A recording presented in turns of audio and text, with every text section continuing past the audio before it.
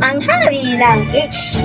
Isang araw, may batang mahimbing na natutulog. Shhh! Tahimik tayo. Ngunit biglang lumiwanag ang paligid. Sa harap niya ay may isang hari. Magandang araw, bata. Ako ang hari ng H. Ano ang iyong kahilingan? Wow! Isang hari!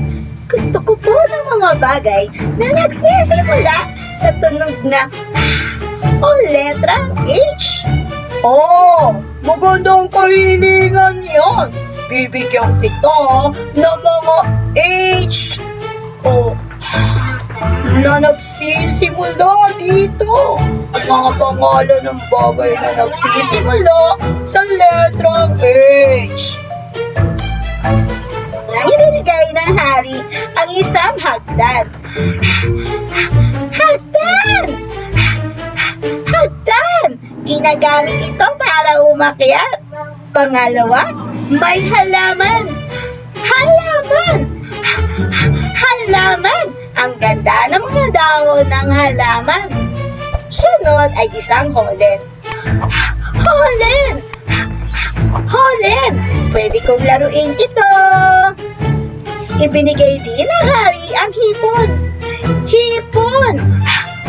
Hipon! Masarap itong kainin. Susunod ay hikaw. Hikaw! Hikaw! Ang kinang-kinang! At ang huli ay hugis. Hugis! Hugis!